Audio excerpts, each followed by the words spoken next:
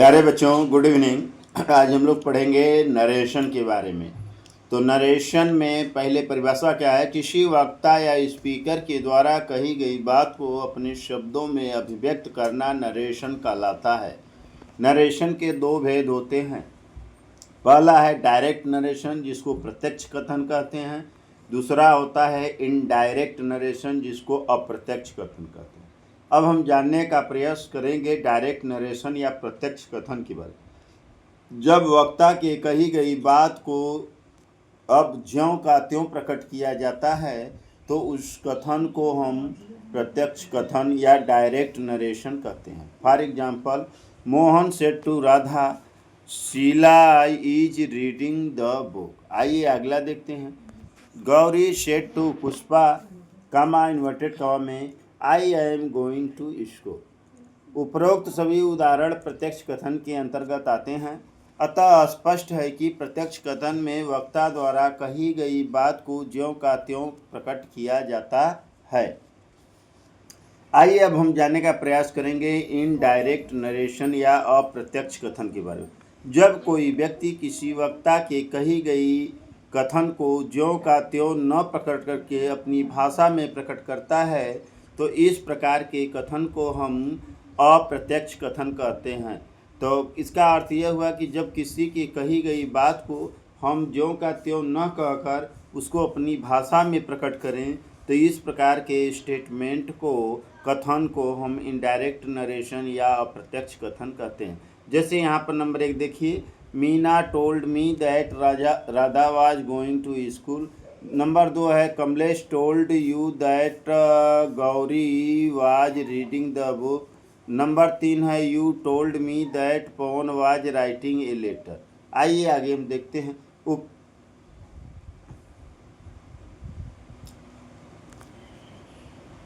उपरोक्त सभी कथन और प्रत्यक्ष कथन के अंतर्गत आते हैं। कह रहा है कि उपरोक्त सभी कथन और प्रत्यक्ष कथन के अंतर्गत आते हैं। यहाँ पर व्यक्ति वक्ता के द्वारा कही गई बात को अपनी भाषा में प्रकट करता है। किसी कहे गए कथन के दो भाग होते हैं जो निम्नलिखित हैं। पहला होता है रिपोर्टिंग वर्ब, दूसरा भाग होता है रिपोर्टेड स्पीच। अब यहाँ पर एक एग्जाम्पल से हम समझेंगे। Meena said to Radha, Gauri is playing the game.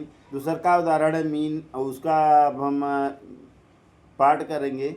तो Meena told to Radha, Meena said to Radha is called reporting verb. Meena said to, इसमें जो है Radha is called reporting verb. जो इन्वर्टेड कॉमा से पहला पार्ट है उसको हम क्या कहते हैं प्यारे बच्चों?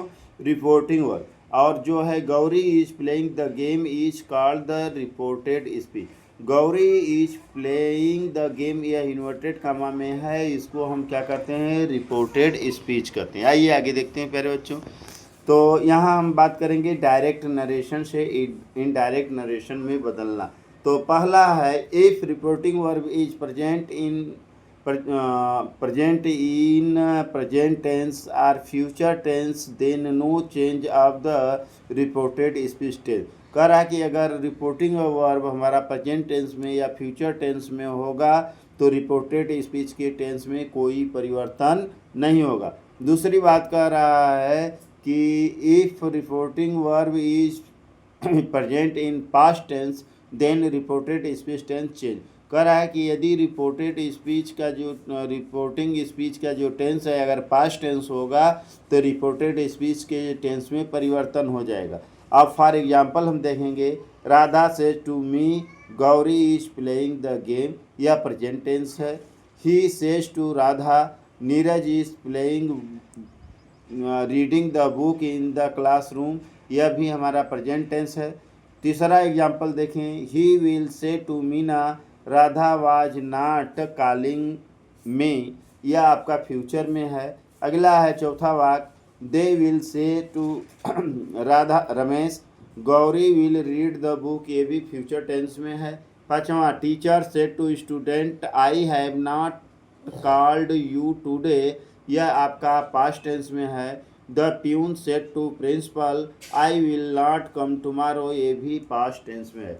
तो यहाँ पर बता दें प्यारे बच्चों कि उपरोक्त उदाहरण में पहला और दूसरा प्रेजेंट टेंस मतलब प्रेजेंट टेंस में तथा तीसरा और चौथा फ्यूचर टेंस मतलब फ्यूचर टेंस में होने के कारण रिपोर्टिंग वर्ब के टेंस में कोई परिवर्तन नहीं होगा, जबकि पाँचवां और छठवें वाक्य में रिपोर्टिंग वर्ब पास्ट टेंस में होने के कारण रिपोर्टेड स्पीच के टेंस में परिवर्तन होगा। तो यह बात उपरोक्त 1 से लेकर 6 जो एग्जाम्पल दिए गए हैं उसमें कहा गया है। पहला और दूसरा उदाहरण जो है प्रेजेंट टेंस का है, तीसरा और चौथा उदाहरण फ्यूचर टेंस का है और पाँचवां और छठवां उदाहरण पास्ट टेंस का है। आइए आगे देखते हैं प्यारे बच्चों। तो जनरल रूल के बारे में जानना है। तो जनरल रूल में फर्स्ट है said to change into told, और रूल नंबर 2 है remove the comma and inverted comma, comma और इन्वर्टेड कामा को हटाना है हमको। तीसरा का रूल है यूज द कंजंक्शन दैट, हमें कंजंक्शन दैट का प्रयोग करना है। चौथा रूल है चेंज द टेंस, हमें टेंस में परिवर्तन करना है।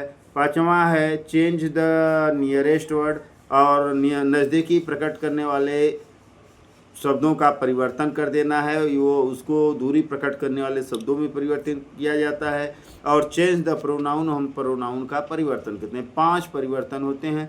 तो हम पहले बात करेंगे प्यारे बच्चों प्रेजेंट टेंस के बारे में। तो प्रेजेंट टेंस में कहा present tense changed into the past tense parallel line. इसका मतलब ये हुआ कि अगर प्रेजेंट इंडेफिनिट है तो वो पास्ट इंडेफिनिट में बदलेगा, प्रेजेंट कंटिन्यूअस है तो वह पास्ट कंटिन्यूअस में बदलेगा, प्रेजेंट परफेक्ट टेंस है तो वह पास्ट परफेक्ट टेंस में बदलेगा, अगर प्रेजेंट परफेक्ट कंटिन्यूअस टेंस है तो उसको हम पास्ट परफेक्ट कंटिन्यूअस टेंस में बदलेंगे। इसका पैरेलल लाइन का अर्थ यही हुआ। और दूसरा का रूल है past indefinite tense change into the past perfect tense, अगर हमें पास्ट इंडेफिनिट में दिया गया होगा तो हम उसको पास्ट परफेक्ट में बदल देंगे।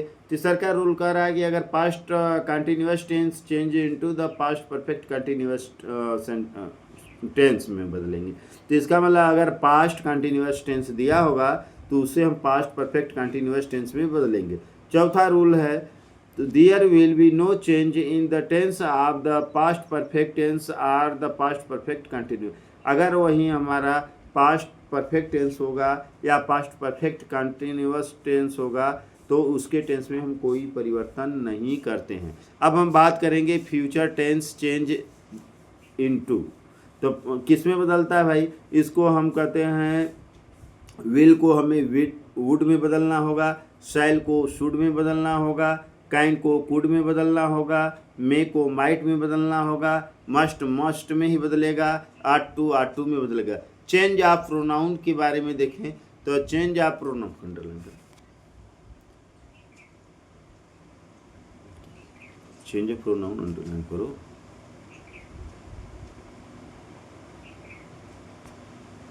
हाँ, अब यहाँ पर हम बात कर रहे हैं चेंज ऑफ प्रोनाउन के बारे में प्यारे बच्चों। तो इसका फर्स्ट रूल क्या है कि फर्स्ट पर्सन प्रोनाउन, इसमें जो आई और वी आता है change according to subject of the reporting verb, मतलब कि अगर फर्स्ट पर्सन का प्रोनाउन आया होगा तो रिपोर्टेड स्पीच में तो वह रिपोर्टिंग वर्ब के सब्जेक्ट के अनुसार बदल जाएगा। Second person pronoun change the object of the reporting verb, तो अगर सेकेंड पर्सन का प्रोनाउन यू होता है अगर आया होगा तो वह रिपोर्टिंग वर्ब के ऑब्जेक्ट के अनुसार बदल जाएगा। और तीसरा रूल है third person pronoun no change, third person के प्रोनाउन में कोई परिवर्तन नहीं होता है।